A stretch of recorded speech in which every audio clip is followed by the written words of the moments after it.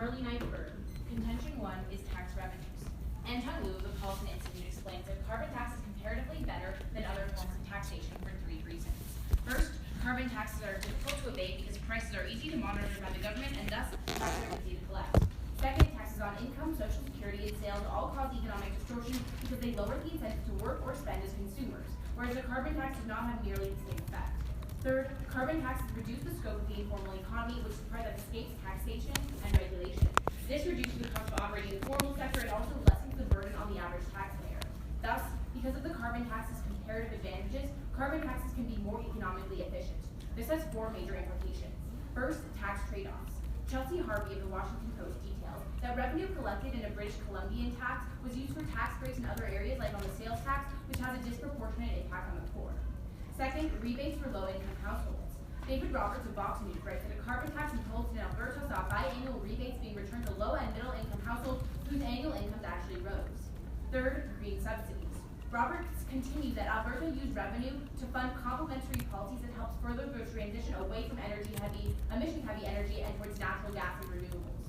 Fourth, localized production. Roberts again notes that output subsidies were given to industrial companies, so they were encouraged to both reduce emissions and be more productive, which discouraged leakage or outsourcing as well. Contention 2 is tax costs. The costs imposed by a carbon tax reduce emissions for 3 reasons. First, higher prices. Joshua Meltzer of the Energy Law Journal writes that carbon tax reduces the consumer demand for relatively more expensive carbon-intensive goods, and thus incentivizes firms to produce less carbon-intensive ones. Second, green technology. Paul Lanoy at the Center for Interuniversity Research and Analysis underlines that environmental policies induce innovation because energy efficiency becomes profitable. Specifically, Stephanie Fried of the University of California finds that shifts in innovation lower the relative price of green energy compared to fossil by 20% in the long run. Additionally, the tax increases the ratio of green to fossil production by 112.9%, which keeps growing after 2030, further decreasing the relative price of green energy. This is especially true for the United States. Meltzer corroborates the demand for green technologies by the world's largest economy will drive development of it in other countries. Opportunities for scientific collaboration will open up as resources become more readily available, both of which drive down the cost to innovate and develop technology worldwide. Empirically, this trend is also confirmed. Rachel Newell of the Quarterly Journal of Economics quantifies that increasing energy prices from 1973 onwards accounted for 1/4 to 1/2 of total energy efficiency improvements. Third, setting an example. Brian Cooper of The Week contends that the decarbonization process strengthens the hand of American negotiators who can point to a concrete measure in order to convince other nations to join the fight. Again, the United States is particularly important. Ian Perry of the University of Maryland furthers that while European nations have stiff emission targets for the future, poor countries have pointed to the U.S. inaction as an excuse to delay mitigation themselves. The impact of reduced emissions is twofold. First, stopping the trend of climate change. The National Oceanic and Atmospheric Administration warned that if carbon usage goes unabated until 2042, the world will reach the point of no return. Meanwhile, Stephanie Haligati of the World Bank explains that global warming has adverse effects on crop yields, which increases the price of food and thus harms the poorest the most. Kurt Carnegie of the World Bank compounds that the poor are most susceptible to the effects of climate change because they have the fewest resources to adapt, thus amplifying all direct impacts of their livelihoods. By 2030, Haligati estimates that climate change could push 100 million more people into poverty, but that ramping up efforts in the status quo could prevent or offset these impacts. Second, emissions-related health harms. Andrew Hobbs of the Climate Policy Initiative writes that deaths in the United States increased by 1,000 for every 1 degree increase in CO2-related temperature change. And conversely, Richard Garbasio finds that a carbon tax that reduced emissions by a modest 5% would reduce the mortality rate by 4.5%. Thus, we affirm.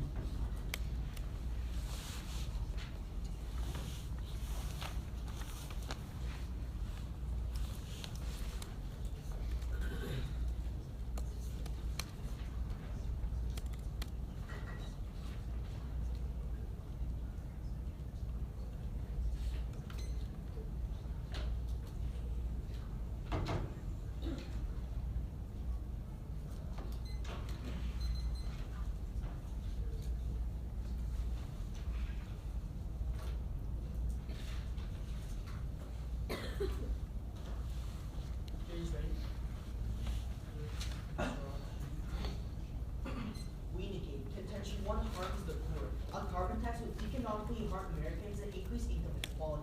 Derek Morgan of the Heritage Foundation explains that in an attempt to reduce emissions, a carbon tax would raise the price of fuels that emit carbon dioxide. Congressional Budget Office Director Douglas Ellinger furthers that because carbon-emitting fuels like oil, natural gas, and coal are used as an input to every good or service, Americans will be economically harmed directly through energy prices and indirectly through higher cost of goods. Even if some of the carbon tax revenue was used as rebates to relieve burdens of the tax on Americans, Tyson's goal of public citizen finds that such rebates will be issued per capita. Thus, the rebates will undercover the cost of tax paid by Americans, as the Heritage Foundation Center for Data Analysis found that a carbon tax will on net lower incomes of Americans by an average of $1,000. Moreover, Clifton Parker of Stanford University reported that a carbon tax will make the lowest income group pay twice as much compared to the top 10%, since basic necessities take up a larger portion of impoverished people's budgets. This increase in income inequality has many harms to American society. First, due to factors such as decrease in labor productivity and lower aggregate demand, income inequality decreases economic growth. Specifically in the U.S., Eric Sherman of Forbes reports that income inequality has decreased the U.S. growth rate by 0.3% every year for the last 20 years, or in other words, costed the U.S. a net $1.6 trillion in GDP. Second, according to an International Labor Organization study, income inequality incentivizes crime, fosters hostility, and limits policing efforts, resulting in an overall increase in crime. Ichiro Kawachi of Harvard University concludes that income inequality translates into 74% of homicides. Third, Margot Katz from the New York Times reports that due to less health investment and stress envy, income inequality lowers impoverished individuals' life expectancy, specifically by 5 years for every 1% increase in income inequality. Contention 2, Middle Eastern instability. Carbon taxes force oil-producing nations towards dangerous practices. According to Joshua Meltzer of the Energy Law Journal, the adoption by the U.S. of a carbon tax will create an incentive for both U.S. and overseas firms to innovate and develop green technologies. However, this would have major impacts on oil-producing nations. Reporter Robert Reyna for Newsday explains that as renewable energy replaces traditional energy sources, the Middle East becomes a destabilized mess as oil-rich regimes lose the resources through which they control their populations. The impact of this is twofold. First, increased conflict. Greg Miller of the Center for Strategic and International Studies explains how decreased consumption of oil would result in conflict. As states reduce their demand for foreign oil, levels of interdependence between consumer states and oil exporters will fall, increasing the likelihood of conflict. If the U.S. is no longer dependent on foreign oil, and if oil exporting states no longer gain revenue from the U.S., there will be fewer constraints on each state's willingness to use violence, whether it be in the form of conventional military force or state sponsorship of terrorism. Countries importing of oil increases their leverage over these countries, making the world more peaceful as a whole. The second impact is narcotics and arms sales. Miller continues that many oil-rich countries will probably turn to the sale of illicit goods, such as drugs and military hardware, if consumption of oil decreases. Miller notes that oil-rich countries would become like North Korea, sustaining their economic stature with missile technology and conventional weapon exports. Bloomberg News reports that North Korea exports about $100 million worth of weapons and missiles to Iran and Syria each year. Miller concludes that the risk is of potential growth in arms sales by countries such as Saudi Arabia, much of which would go to troubled spots in the Middle East and the rest of the developing world. Thus, a carbon tax will increase the likelihood of conflict with oil-producing nations, while also causing them to turn to the selling of weapons, both which have disastrous consequences for U.S. interests abroad. Thus, we urge commonality.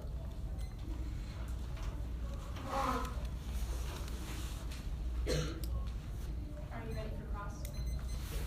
Where in the topic of the we should look at U.S. interests? I'm just saying whether the U.S. should do it or not, and if it goes against U.S. interests, then the U.S. should not do it. Okay, but like, does that mean that I should only do things to help myself? Like, I shouldn't help Charlie ever? I mean, I'm just saying, okay, so Suraj can bring this up later, but the U.S. should focus on its own citizens first, then the rest. But like, why? Why? Because as a government, the U.S. has an obligation to its own citizens first. Like, can I have a question now? Yeah. Okay, so you talked about how essentially there's going to be a shift in green tech. Is this a long-term shift or a short-term?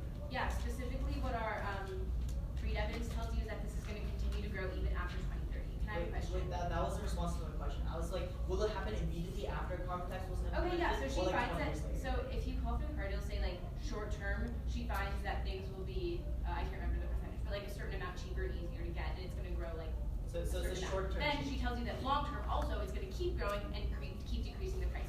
Can I have a question now? Yeah. Okay. So you read Miller. His link to conflict and arms sales is low oil prices, right? It's essentially like the decrease in importation of oil. Okay, which leads to low oil prices. I read the study, so I'm pretty sure that's what Okay, it sure. says. Okay, so why haven't your impacts happened now, right? Oil prices are at historic Yeah, lows. so recognize that there's two things. In the long term, like in the status quo, the US itself and other countries around the world are already shifting slowly to green tech. This allows countries that export oil to slowly change essentially their budgets and like make up for the losses. When you implement a carbon tax, as your own evidence says, there will be a short-term quick shift to green technology. That's bad because now suddenly the the exporting nations suddenly lose all their export revenue, which accounts for a major part of their economy. How short term does it have to be for this to happen? Like a day, 2 days, a month? I mean that's your burden of proof, right? So Wait, no. That is your burden of proof. Can I finish? If it's short term, there's a harm because we proved to you that short term like shift to green tech will be bad. Wait, and if it's a long term, does Miller say that? Yes. No, I don't. Can you show me where he says that after this? Okay, recognize that whether it's short term or long term, it's still bad. Okay. We give you an example. Okay, that's fine. Do you have a question? You have to keep talking about this. Okay, sure. So you talk about tax revenue, right? Yeah. You say tax revenues can be used for rebates. Tax revenues can be used for tax swapping. Tax revenues can be used for green tech. Tax swapping and can be used for subsidies. Yeah. What kind of carbon tax would give all the tax revenue to every single one? Okay, so for example, in Alberta, we saw rebates, subsidies, and localized production subsidies all happen at once. This was in Alberta, which is a much smaller tax base than the United States. The subsidies that they gave back to low and middle income houses. No, wait, let me answer your question. Sure. The rebates that they gave back to low and middle income families only counted for 7% of the total revenues, and that's why they were able to also give it to green subsidized and subsidies for local production. So that's on a small scale, right? Like when you implement it on a national level. Yeah, there'll be more revenue. Can I have a question? Like where do you prove there'll be more revenue? Because there's more people. Oh, so it's just your own logic. Okay, you can have next question. Yeah. Okay. So okay. Okay, cool. So let's look at your thing about cost.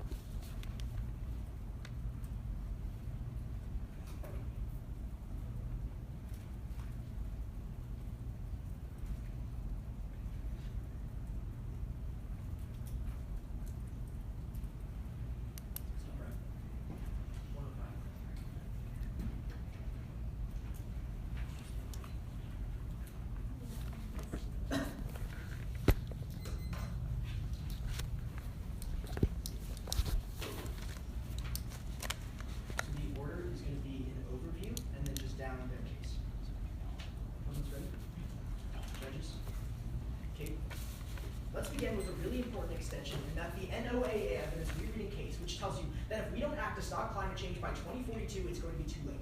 Insofar as climate change has direct links into poverty, conflict, all the impacts they talk about in case, if you believe that the affirmative has a risk of solving back for that harm, you should vote AF. But now let's talk about why you're not voting for them, starting off in their first contention where they tell you about harms to the poor. And recognize that their main internal link here is through raising energy prices. There's two reasons why this is important. First, Metzler says that it doesn't matter because what we do when we institute a carbon tax is decrease the demand for the fossil fuels they're talking about. That means essentially we're increasing the price on something that no one's buying, there's no impact that. But secondly, we tell you that we expand green technology, which again does two things. First, it makes it more accessible to the people they're talking about, and secondly, it makes it cheaper. Insofar as that's true, you can flow that contention to our side. But next, they give you the this 1 million increase in income inequality or job loss or something, bottom line, it's from the Heritage Foundation, which the Center for Concerned Scientists finds is completely funded by ExxonMobil, who has a pretty big stake in lying about how good a carbon tax would be. But now let's talk about specifically their economic impacts here, because there's going to be 3 responses. The first comes from Liu, who does backwards-looking analysis of pretty much all carbon taxes and finds that at the end of the day, because of green technology sectors that are created, there's a net economic gain for everyone, not a net economic loss. At that point, for the analysis we do for you in case, specifically in Alberta, where we give you an example of how it benefited the impoverished. But the second response comes from Sato, who explains that because we induce such great amount of innovation, we create new energy sectors, new jobs, and new sources of revenue for the people that they were talking about. But the third answer is quantified by McGave, who finds that when you invest $1 million into green technology, you create 3 times more jobs than you do when you invest in fossil fuel technology. Insofar as that's true, we give you the most quantifiable link into income inequality and employment. But now let's go to their second contention, where they talk about Middle Eastern countries. And right off the bat, you can discount this contention because their impact should have been triggered. This is true for 2 reasons. First, remember what Kate brings up in cross-examinations. Their link here from the Meltzer evidence is completely dependent on oil prices dropping. We have the lowest oil prices in the world right now.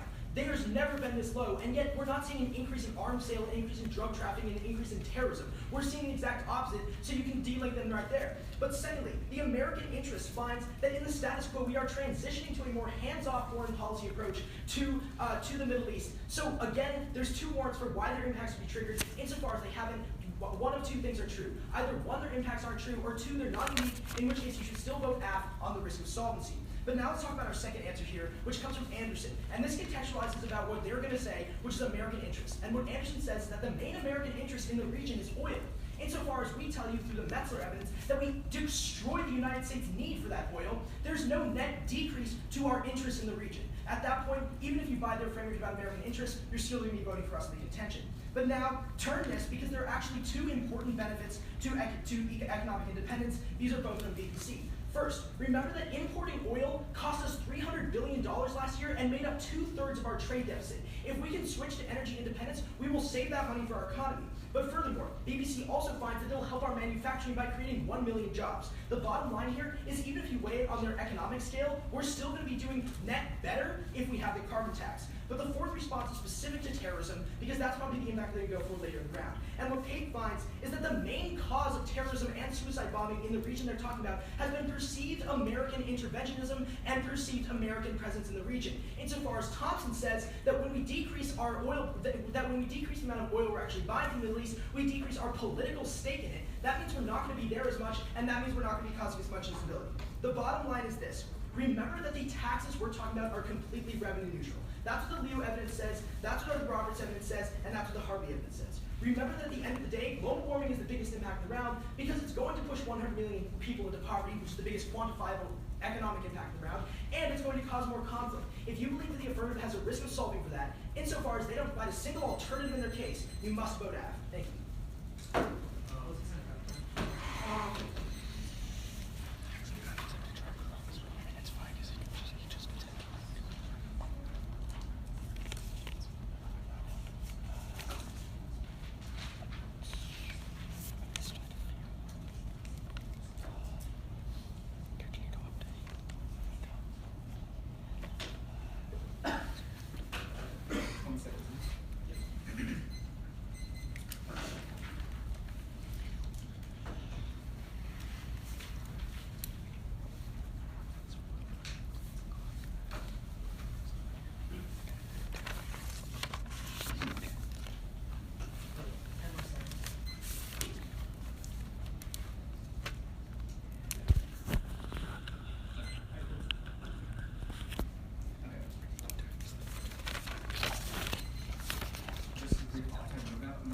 Two quick observations, then we'll go straight down the case. Let's begin.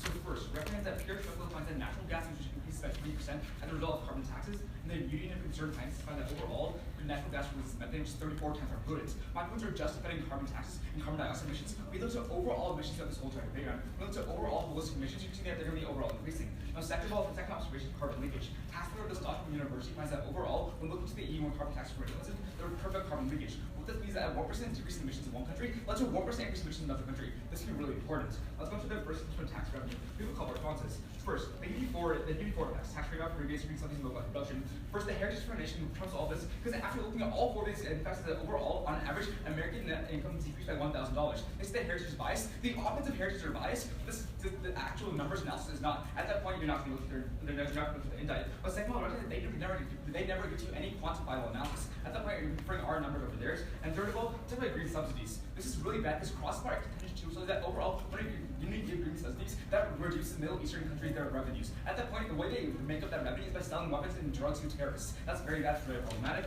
And fourthly, they talk about localized production. Again, in terms of carbon leakage, overall emissions don't be the same in the whole entire world. Let's go to the second constituent tax cuts. A couple responses. First, again, their impact is the first movement is green tech. Again, cross-supply in the Middle Eastern instability, you're increasing that by focusing on green tech. But second of all, carbon taxes actually increase the use of electricity by 16%, and overall 10% increase in electricity prices. That costs 4.1% decrease in GDP in the short run, and 5.7% GDP in the long run. At that point, you're hurting the economy by increasing the electricity prices. Next, let's talk about how you're supporting global change. People call response to this. First, recognize that in the past, EPA had implemented climate change policies. This is just nothing to support global change. At that point, where it's actually happening in the past carbon change policies, that's not done anything. You're not seeing any global change happening in the future. But second one, recognize that China is going to implement a cap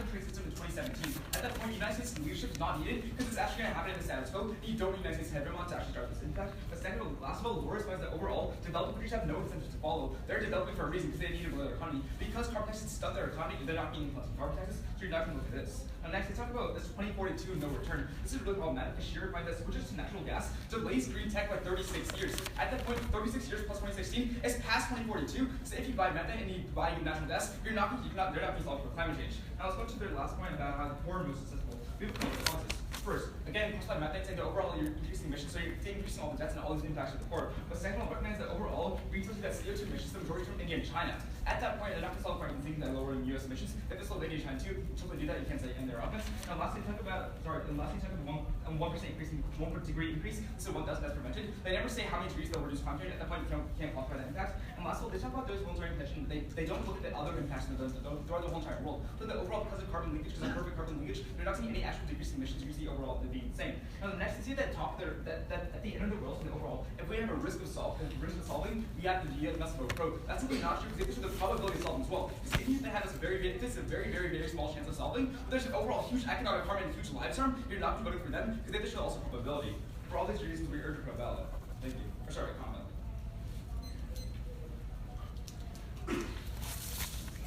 We're on 27 president actually.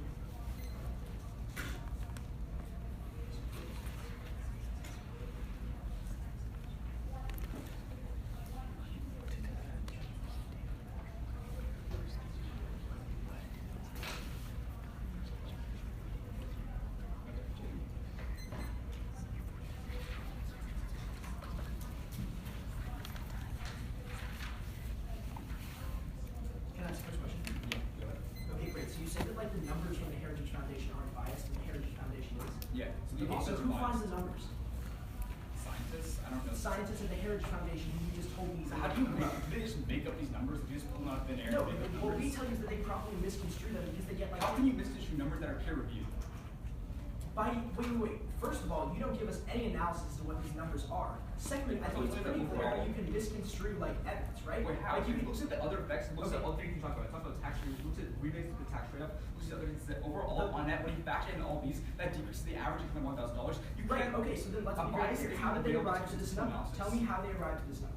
How they arrive, we'll tell you. It looks at those things, looks at the overall benefits of no, specifically, what math did they do to arrive at this? I don't know what numbers they added or what numbers they multiplied. So you overall, don't know the math that was done. But I can show you later. I don't know. Even though you think that the Heritage Foundation, let's be clear, you believe these numbers are true, but you also believe the Heritage Foundation. I want to talk about that, okay? I want to talk about the numbers. Specifically, talk about carbon leakage, right? Sure. So if carbon dioxide emissions, if emissions go over in other countries, is this a bad thing? Yeah, I mean, I guess it's a bad thing, but we don't think that happens. Okay, cool.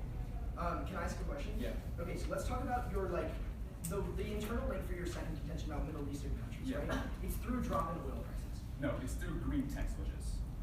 Right, which causes Which you a drop in yourself oil say is going to prices. happen. Okay. Like you yourself say green text switch is going to happen. That's Yeah, really no, I agree, problematic. but I'm saying the internal link is through drop in oil No, prices. the internal link is through green tech. Okay, Because let's of talk green about technology being implemented, let's talk- they're being able to earn less oil revenue. As a result, lower oil revenue, they have to get their revenue from somewhere else. As a result, they turn to tariffs and sell them weapons to get their Okay, revenue. That's very then let's be problematic. very clear. Aren't the petrostates you're talking about losing a lot of money right now because of dropping oil prices? But you yourself say we switched to green tech, and you say yourself that we're going to decrease No, the this economic is really revenue. simple. Just, are they losing money currently? Sure, but you're going to make Okay, them lose even more have now. we seen a spike in terrorism? Because it's been a gradual decrease, right? So then can you quantify But the problem what is has that to by happen for voting impacts on it your caused a taxes? spike. By completely cutting off oil dependence, caused a spike and causing them to find their revenue in other places. That's I mean, what turn terrorists. it doesn't And just goes through a happen gradual process. overnight where it's just like randomly, oh, now we don't use Middle Eastern oil, we use like. But it's green still- tech. you're still It accelerating happens that over time frame, time. correct? Okay, can I ask a question about your natural gas? Go ahead. Okay, is methane a hydrocarbon?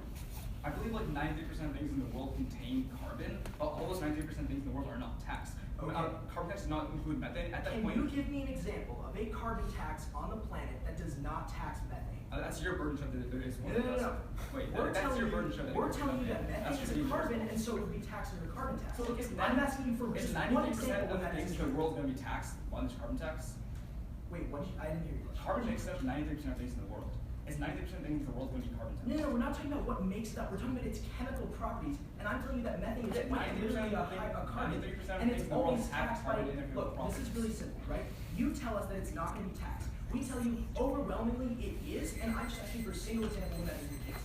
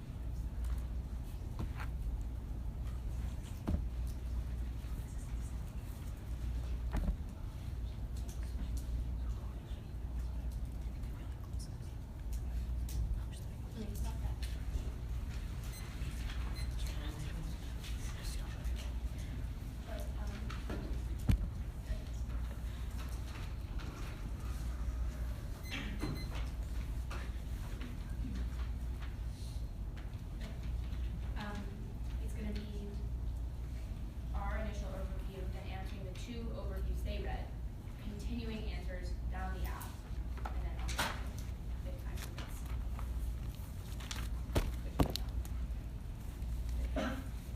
Is everyone ready? Okay, first, he said that we have to look at probability, but the reason that this is gonna outweigh is because scope, irreversibility, and magnitude all float aside of the app. Even if there's a small chance that this will work, you have to vote app. Insofar as they present no policy that's gaining momentum in this article that can ever solve the woes of climate change. At that point, let's go to their first overview, which is about natural gas. Okay, first of all, Metcalf tells you this would be taxed compared to the harms of carbon tax because it's a hydrocarbon. They can't give you one example of a carbon tax that didn't include hydrocarbons because it doesn't exist. They are taxed along with it. But next, they talk about leakages. And remember what Roberts tells you in cases that rebates are given so that localized production is incentivized, which means it's actually cheaper for these countries to just stay in the United States. And additionally, and so then additionally they go on to tell you that like their average income is going to decrease because the Heritage Foundation says so. He admits that they're by themselves. He can't tell if their methodology is for sure bad. Instead, you're going to prefer our evidence from Roberts about empirical examples because they also can't give you an example of a carbon tax that wasn't revenue neutral. Then the Brookings Institute tells you that Congress in the United States actually wouldn't pass a carbon tax that didn't give money back to the poor in some way, so you're going to prefer that. Then next on our next two links, they only cross-apply the Middle East and say that leakages are going to happen. So you're going to extend these are the impact, which is that you're going to actually help the poor more. But next, go on to the second reason you're voting for us, which is off of tax costs. Now here they again cross-apply Middle East instability. Charlie answered that, but then they tell you that there's no incentive because China has done it, but specifically the incentive is that the United States is the world's biggest economy. That's really important because other countries are going to want to produce this equipment to sell it to the United States. At that point, it's easier for them to use it themselves. Additionally, China has a plan, not a promise. There's no promise that China will guarantee these unless the United States takes the lead.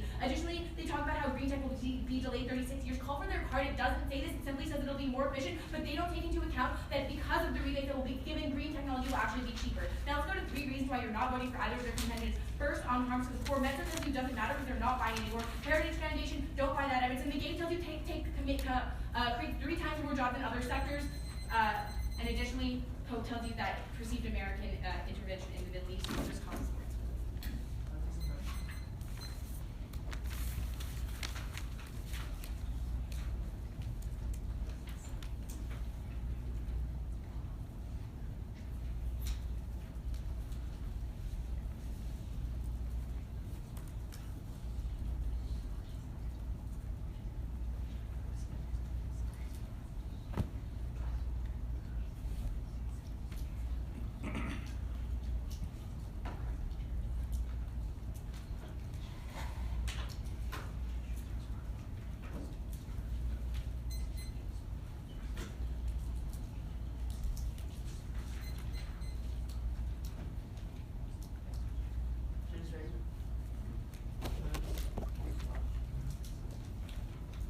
First, they tell you that we have even if there's a risk of solvency, you have to vote for them today's round. Recognize that the risk has to be before 2042. If you can call for this piece of evidence yourself, and when you shift from natural gas after this carbon tax, you delay the shift to green tech by 36 years. That's after 2042. So they have no risk of solvency and very low probability. But let's look at the second thing where Suraj tells you that when you shift from natural gas, specifically by 20% increase after you implement a carbon tax, you have increased amount of methane. They say methane is taxed. That's true, but the carbon content in methane is much less. That's why natural gas will be taxed much less than CO2 emissions. That's why natural gas will be the cheaper alternative, and that's why people will start using more natural gas. That's why you see an increase of emissions by 34 times after you implement a carbon tax. That's why we see all these harms. Now let's look at our first contention about harming the poor. They tell you that don't look at a Heritage Foundation analysis because it's biased. Recognize that only effect is op-ed, it's not the peer-reviewed statistical analysis, and you can look at the logic how they got to the numbers too. They first taken the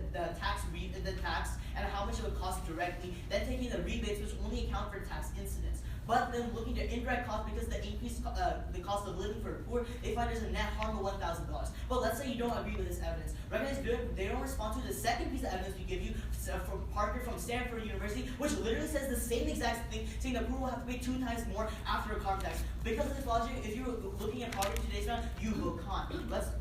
Let's look at the next response to the quote saying that you create 3 times more jobs when you invest in green tech. That's true because investing in green tech will create more jobs, but there's 2 problems. One, it doesn't go to the poor because it's a skill job, but second, according to Sherman, for every 1 job created in the green tech, that will lead to 2.2 jobs lost in the fossil fuel sector, which makes sense because you're moving away from the industry. That's why on that you have a reduction in jobs. Lastly, they tell you that in their last speech that there's no policy in the world. We show you that China cap and trade policy, which is independent from any U.S. action, will be landed in 2017. That's a major global change, and there you can go con.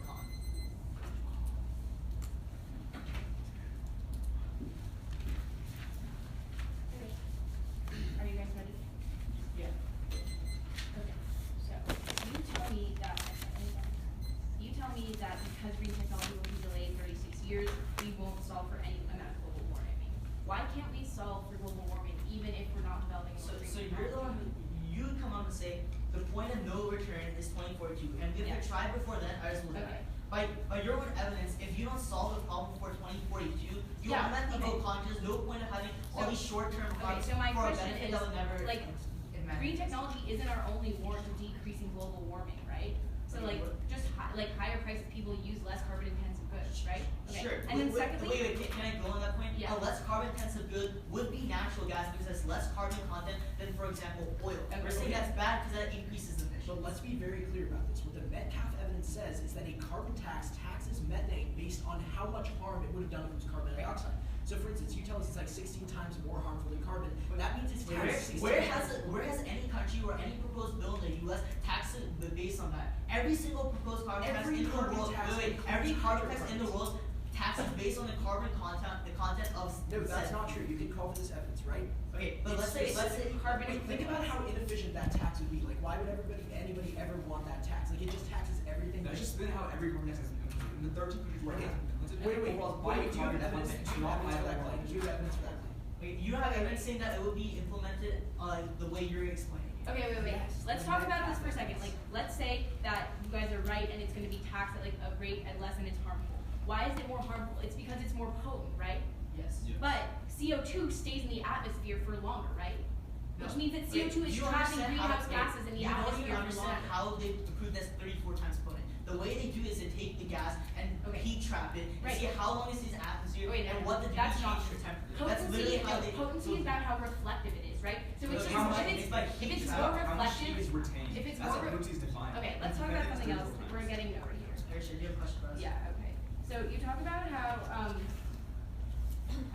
sorry. You talk about how there's like, jobs are lost in fossil fuels, so there's a net decrease, right? Yeah, for How- every one job created in the green tech sector, you lose 2.2 jobs in So another if we sector. take into account the McGate evidence, which tells you that if you invest like $1 million, there's three. This goes with there's- your evidence. No. There's Yeah. 3 jobs. If you invest the same amount, there's 3 jobs created in like other sectors, whereas there would be 16 in green technology. Yeah. That means So even if that we're getting makes that 16 minus the 2 lots that you talk about, it's still more than we would get if we invested in. For every one created, you lose 2. So for those 16 jobs created, you lose 32 jobs. So on that, you're minus 30, minus 16 Again, jobs. McGate like takes into this account. No, but- it doesn't. No, it doesn't. Your evidence says that if you invested 1 million into green tech sector, it would create more jobs than if that same 1 million were invested in the fossil fuel Can you sector. read me Wait, we're wait. saying that that's still a net loss of Can you- jobs for every job you create in the green tech sector means you lose 2.2 jobs in another sector of the Can I economy. please see the 36 years evidence? Yeah, sure. It's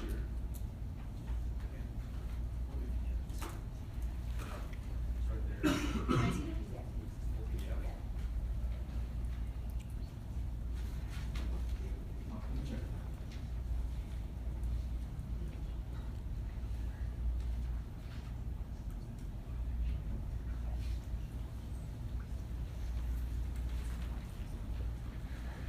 So first let's see if they got Oh, he is. Okay, wait, can you show me where it's going to delay it?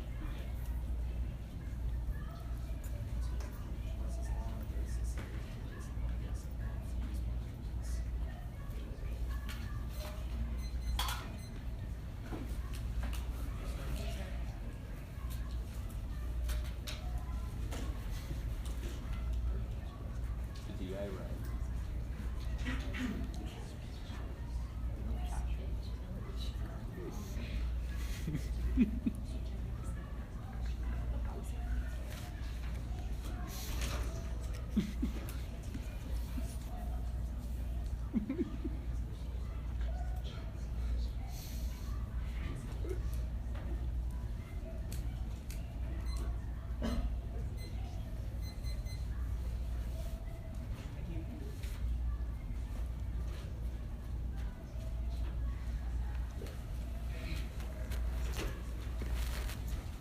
There's going to be an overview, and then we'll go their offense and then mine.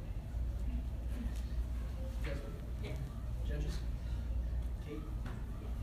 Anyone else? Okay. Remember what I tell you at the top of my rebuttal. Climate change is the biggest impact in the round for 2 reasons.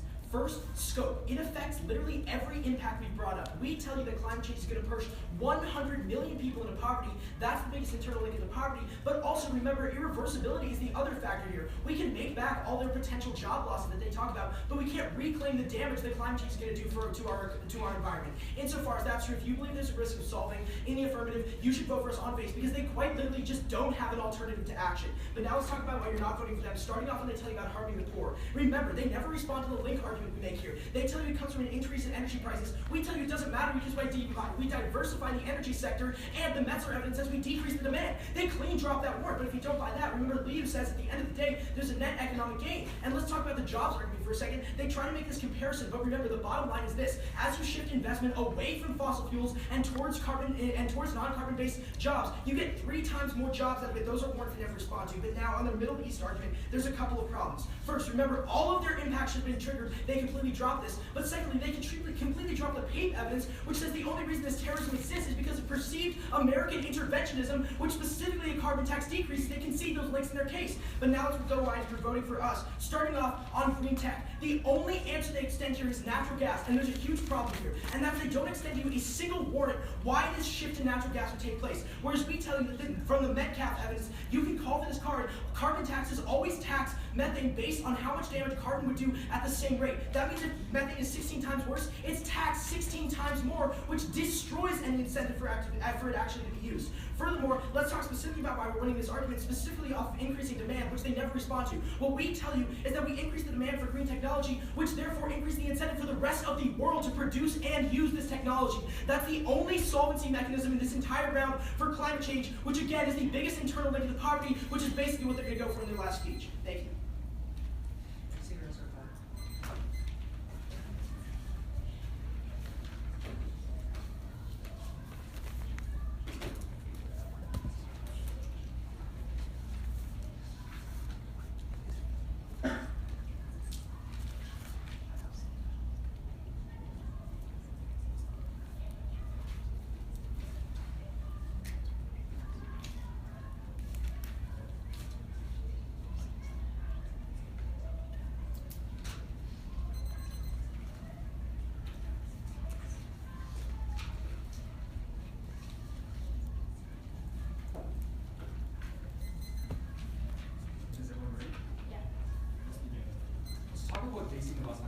There's a risk of solving the probe.